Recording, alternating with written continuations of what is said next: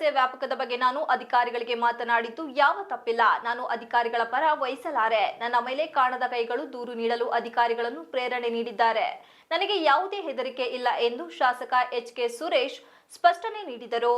ಬೇಲೂರು ತಾಲೂಕಿನ ಮಲೆನಾಡು ಭಾಗದಲ್ಲಿ ನಿರಂತರ ಕಾಡಾನೆ ಹಾವಳಿಯಿಂದ ಮಾನವ ಪ್ರಾಣಿ ಸಂಘರ್ಷ ನಡೆಯುತ್ತಿದೆ. ಕೋಟ್ಯಾಂತರ ಬೆಳೆ ನಷ್ಟವಾಗಿದೆ. ಆನೆಗಳ ಸಮಸ್ಯೆಗೆ ಅರಣ್ಯ ಮಂತ್ರಿಗಳು ಸ್ಪಂದಿಸುತ್ತಿಲ್ಲ. ಅನ್ನ ಕೊಡುವ ಕೈ ಕ್ಯೂನಲ್ಲಿ ನಿಂತು ಬೇಡುವ ಪರಿಸ್ಥಿತಿ ಬಂದಿದೆ. ಅಧಿಕಾರಿಗಳು ಸರ್ಕಾರಕ್ಕೆ ಅವೈಜ್ಞಾನಿಕ ವರದಿ ನೀಡುತ್ತಿದ್ದಾರೆ. ಪ್ರಾಣಹಾನಿ ಬಗ್ಗೆ ಧೋರಣೆ ಹೊಂದಿದ್ದಾರೆ. ಜಿಲ್ಲಾ ಮಂತ್ರಿಗಳು ಹಾಗೂ ಜಿಲ್ಲಾಡಳಿತ ಸಮಸ್ಯೆ ಪರಿಹಾರಕ್ಕೆ ಮನಸ್ಸು ಮಾಡುತ್ತಿಲ್ಲ. ವಾಸ್ತು ಸ್ಥಿತಿಯನ್ನು ಮುಚ್ಚಿಡುವ ಪ್ರಯತ್ನ ನಡೆಯುತ್ತಿದೆ. ಅಧಿಕಾರಿಗಳು ಕಾಟಾಚಾರದ ಸಭೆಯನ್ನು ಕರೆದು ರೈತರ ಕಣ್ಣೊರೆಸುವ ಕುತಂತ್ರ ಮಾಡುತ್ತಾ ಮೋಜು ಮಾಡುತ್ತಿದ್ದಾರೆ.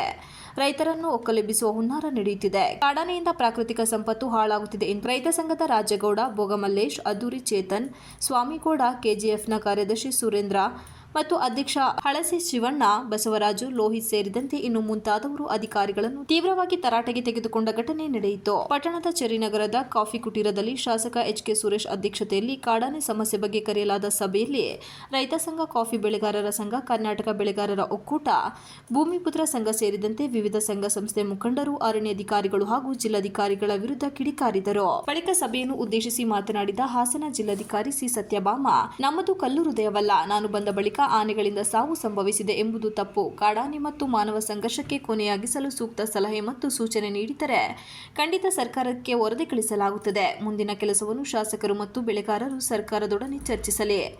ಜಿಲ್ಲೆಯಲ್ಲಿ ಹೆಚ್ಚು ಬೇಲೂರು ತಾಲೂಕಿನಲ್ಲಿ ಕಾಡಾನೆ ಸಮಸ್ಯೆಯ ಬಗ್ಗೆ ಈಗಾಗಲೇ ವರದಿ ನೀಡಿದ ಬಗ್ಗೆ ತಿಳಿಸಿದರು. ನಮ್ಮ ಅಧಿಕಾರಿಗಳು ನಾವು ಸಹ ಕಣ್ಮುಚ್ಚಿ ಕುಳಿತಿಲ್ಲ. ಪ್ರತಿನಿತ್ಯ ಆನೆಗಳ ಬಗ್ಗೆ ಮಾಹಿತಿಯನ್ನು ನೀಡುತ್ತಿರುತ್ತಾರೆ. ಕೇವಲ ಆನೆಯಿಂದ ಜೀವಹಾನಿ ಆದಾಗ ನಾವುಗಳು ಬಂದು ಕುಟುಂಬದವರಿಗೆ ಸಾಂತ್ವನ ಹೇಳಿದರೆ ಸಾಲದು. ಅವರ ಕಷ್ಟ ಸುಖದ ಬಗ್ಗೆ ನಮಗೂ ಅರಿವಿದೆ. ಕೇವಲ ನಾವುಗಳು ಇಲ್ಲಿ ಚರ್ಚಿಸಿದರೆ ಸಾಲದು, ಅದು ಸರ್ಕಾರದ ಮಟ್ಟಕ್ಕೂ ತಲುಪಿಸಬೇಕು.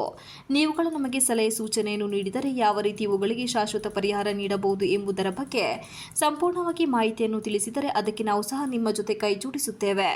ಎಲ್ಲರೂ ಒಗ್ಗೂಡಿ ಕೆಲಸ ಮಾಡಿದಾಗ ಮಾತ್ರ ಇದಕ್ಕೆ ಶಾಶ್ವತ ಪರಿಹಾರ ಸಿಗುತ್ತದೆ. ಕೇವಲ ಅಧಿಕಾರಿಗಳ ಮೇಲೆ ಹೇಳಿದರೆ ಸಾಲದು ಎಂದು ಬೆಳೆಗಾರರಲ್ಲಿ ಮನವಿ ಮಾಡಿದರು. ಆ ಒಂದು ಸಿಚುವೇಶನ್ ನೀವು ಊಹಿಸಿಕೋಬೇಕು. ಸೊ ಅಂತ ಸಂದರ್ಭದಲ್ಲಿ ಒಂದು ಪ್ರಾಣವನ್ನು ತ್ಯಜಿಸೋದು ಅಂತಂದ್ರೆ, ಪ್ರಾಣವನ್ನು ಕಳ್ಕೊಳ್ಳೋದು ಅಂದರೆ ತುಂಬಲಾರದ ನಷ್ಟ. ಅವ್ರ ಫ್ಯಾಮಿಲಿಗಾಗಿರ್ಬೋದು, ಅವ್ರ ಬಂಧು ಬಳಗಕ್ಕೆ ಆಗಿರ್ಬೋದು, ಅಥವಾ ಎಲ್ಲರಿಗೂ ಕೂಡ, ನಮಗೂ ಕೂಡ ಏನು ಕಲ್ಲು ಹೃದಯಗಳಲ್ಲ. ನಾವು ಅವ್ರ ಪಾಡ್ಗೆ ಅವ್ರು ಸಾಯ್ತಾರೆ ಅಂತಂದ್ಬಿಟ್ಟು ಯಾರು, ನೀವು 10 ಜನ ಮಾತಾಡಿದ್ರೆ 10 ಜನ ಮಾತಾಡೋದ್ರಲ್ಲೂ ಕೂಡ ಅಧಿಕಾರಿಗಳ ಬಗ್ಗೆ ನೇರವಾದ ಇದಿತ್ತು ಅಧಿಕಾರಿಗಳು ಮಾಡಿಲ್ಲ. ಅದು ಫಾರೆಸ್ಟರ್ ಆಗಿರ್ಬೋದು ಅಥವಾ ನನಗೆ ತಿಳಿತಾ ಇಲ್ಲ. ತಾವು 10 ಜನದಲ್ಲಿ ಶಾಸಕ ಎಚ್.ಕೆ. ಸುರೇಶ್ ಮಾತನಾಡಿ, ನಾನು ಶಾಸಕನಾದ ದಿನದಿಂದಲೂ ತಾಲೂಕಿನ ಮಲೆನಾಡು ಭಾಗದ ಕಾಡಾನೆ ಸಮಸ್ಯೆಯನ್ನು ಶಾಶ್ವತವಾಗಿ ಪರಿಹಾರ ನೀಡಬೇಕು ಎಂದು 120 ಬಾರಿ ಪತ್ರ ಬರೆದು ಅರಣ್ಯ ಮಂತ್ರಿಗಳನ್ನು ಖುದ್ದು ಭೇಟಿ ನಡೆಸಿದರೂ ಸರ್ಕಾರ ಸ್ಪಂದನೆ ನೀಡಿಲ್ಲ. ಮುಂದಿನ ವಾರದಿಂದ ಬಜೆಟ್ ಮೇಲಿನ ಅಧಿವೇಶನದಲ್ಲಿ ಕಾಡಾನೆ ಬಗ್ಗೆ ಚರ್ಚೆ ನಡೆಸುವೆ. ಅಲ್ಲದೆ 3 ಜಿಲ್ಲೆಗಳ ಶಾಸಕರು ಹಾಗೂ ಅಧಿಕಾರಿಗಳ ಜೊತೆ ಜಿಲ್ಲಾಧಿಕಾರಿಗಳು ಹಾಗೂ ಸಂಬಂಧಪಟ್ಟ ಬೆಳೆಗಾರರ ಜೊತೆ ಅರಣ್ಯ ಸಚಿವರು ಮತ್ತು ಅದಕ್ಕೆ ಸಂಬಂಧಪಟ್ಟ ಅಧಿಕಾರಿಗಳ ವಿಧಾನಸೌಧದಲ್ಲಿ ಮಾತನಾಡುವ ಅವಕಾಶವನ್ನು ಕೇಳುತ್ತೇನೆ. ಇಲ್ಲದಿದ್ದರೆ ಈಗಾಗಲೇ ಮಲೆನಾಡು ಭಾಗದ ಸಾವಿರಾರು ರೈತರು ಬೆಂಗಳೂರು ವಿಧಾನಸೌಧ ಗಾಂಧಿ ಪ್ರತಿಮೆ ಮುಂದೆ ಪ್ರತಿಭಟನೆ ನಡೆಸುವ ಎಚ್ಚರಿಕೆಯನ್ನು ನೀಡಿದ್ದಾರೆ. ಅದಕ್ಕೆ ನಾನು ಸಹ ನಿಮ್ಮ ಜೊತೆ ಕೈ ಜೋಡಿಸುತ್ತೇನೆ ಎಂದರು. ನಮ್ಮನ್ನು ಜನಸೇವಕರನ್ನಾಗಿ ಆಯ್ಕೆ ಮಾಡುವುದು ನೀವುಗಳು. ಅದರಂತೆ ನಿಮ್ಮ ಕೆಲಸ ಕಾರ್ಯಗಳನ್ನು ಮಾಡುವುದು ನನ್ನ ಕರ್ತವ್ಯ.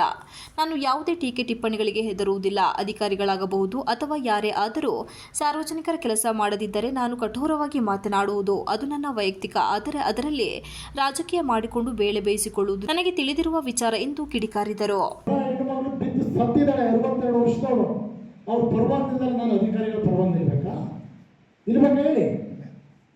ನಾನು ಅವ್ರ ಪರವಾಗಿ ನಿಲ್ತಕ್ಕಂಥದ್ದು ಇದ್ದಾನೆ. ಏನ್ರಿ ನಿಮ್ಮ ಮನೇಲಿ ಈ ಥರ ಆಗಿದ್ರೆ ಬಿಡ್ತಿದ್ರೇನ್ರಿ? ಇದನ್ನು ಫಸ್ಟು ಅವ್ರಿಗೆ ಪರಿಹಾರವನ್ನು ಕೊಡ್ತಕ್ಕಂಥದ್ದು ಮಾಡಿ ಮಾತಾಡಿದ್ದೀನಿ. ಏನ್ರಿ ಸೌರವ್ ಮಾತಾಡಿದ್ರೇನ್ರಿ? ಮಾತಾಡಿದೆ. ಈಗ ಹೇಳಿ, ಅದಕ್ಕೆ ಉದಾಹರಣೆ ಕೊಡಲಿ. ನಾನೇನಾದ್ರೂ ಅವರು ಸ್ಟೆಕ್ ಇದೆ, ಎಲ್ಲ ರೆಡಿ ಇದೆ ಅಂತಕ್ಕಂಥ ಮಾತಾಡಿದ್ರೆ ಅರಣ್ಯ ಸಚಿವರು ಅಲ್ಲಿಂದಲೇ ಫೋನ್ ಮಾಡೋದು, ಏನ್ ಸ್ವಾಮಿ ಈ ತರ ಆಗ್ತಾ ಇದೆ ರೈತರು. ಈ ಸಂದರ್ಭದಲ್ಲಿ ಅರಣ್ಯ ಸಂರಕ್ಷಣಾಧಿಕಾರಿ ಏಳುಕೊಂಡಲು, ಉಪ ಅರಣ್ಯ ಸಂರಕ್ಷಣಾಧಿಕಾರಿ ಸೌರಭ್ ಕುಮಾರ್, ಸಹನ್ ಕುಮಾರ್, ಮೋಹನ್, ಶರೀಫ್, ಯತೀಶ್, ತಹಶೀಲ್ದಾರ್ ಮಮತಾ, ಕಾಫಿ ಬೆಳೆಗಾರರ ಸಂಘದ ಅಧ್ಯಕ್ಷ ಅದ್ದೂರಿ ಚೇತನ್ ಕುಮಾರ್, ಸಂಜು, ವೆಂಕಟೇಶ್ ಸೇರಿದಂತೆ ಇನ್ನು ಮುಂತಾದವರು ಹಾಜರಿದ್ದರು. Ganesh, TV 46 Malenadu news, Hassan.